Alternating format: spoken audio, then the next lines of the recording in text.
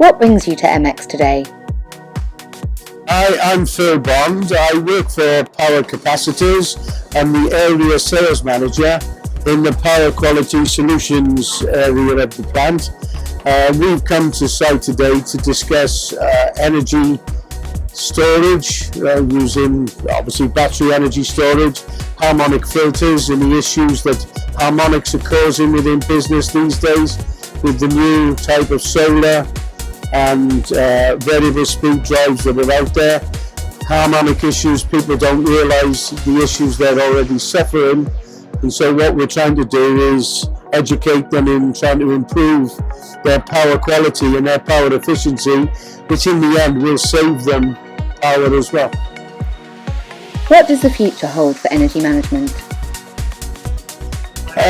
Energy management, I think nowadays companies are starting to go back down the route of taking on energy managers, which is a good thing.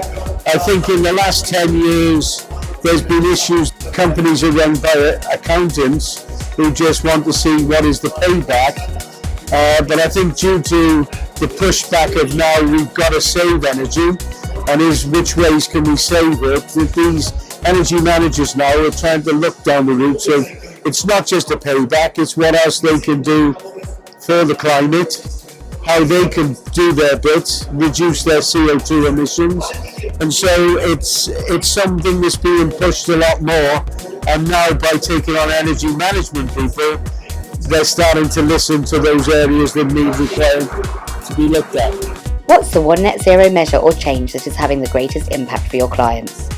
With clients now, I think clients are starting to look at their electricity bills a lot more clearer, because they are on their bills, it's showing CO2 emissions. They're being charged for causing CO2 emissions.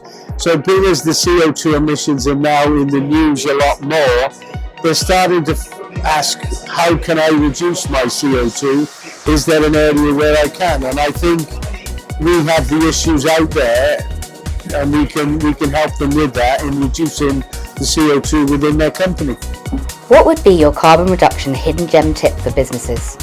You talk about power quality, which is what we look at. We start off first of all with power factor correction, which is getting the best out of your power as it comes into the factory, using the best part of it. As you fit newer equipment, it creates harmonics, which can cause other issues.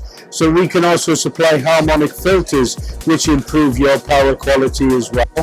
Harmonics, our UK runs at what we call 50 hertz. It's a cycle of 50 hertz. If I can draw it, an AC cycle runs at 50 hertz. What will happen is a variable speed drive actually creates a difference in that hertz, and so what you get is the fifth harmonic becomes 5 times 50 hertz, so 250 hertz. The seventh harmonic, 350 hertz, and so on. The more different harmonics you create, the 50 hertz cycle starts to get affected. So instead of being a perfect sine wave, you start to get what they call either notches, or you get a different shape of the sine wave, which then affects your normal standard 50 hertz cycle, which then affects your electronic equipment, your electrical equipment that likes to run at a clean 50 hertz cycle. And then people then are looking at energy storage, so we can offer a solution of battery energy storage, where they can then either harvest during the day and save energy in the night by taking it back out of that storage system, which is a better one for them, or even harvest it and use it at the same time, so they're reducing what they're pulling from the grid and how they're being affected, reducing their charges, which in the end the effect becomes a reduction in CO2, because they then don't get charged the amount of CO2 charges because they haven't used as much electricity as before. What's your biggest takeaway from EMEX this year?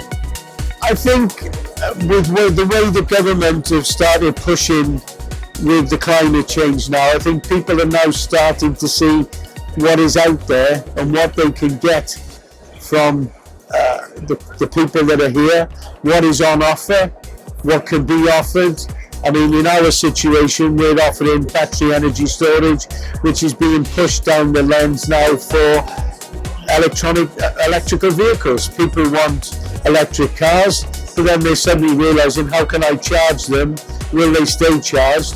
So we have super fast chargers, but then the grid can't keep up with keeping it. So we look at energy storage. So energy storage then literally gives that extra boost to the chargers. It's fed through solar. So solar then actually feeds the energy storage. You can then either use it then to boost or use it overnight as the harvesting again. So I think people are now starting to realise that there are products out there that can help with energy efficiency, and it's about time now we needed to start looking more at it.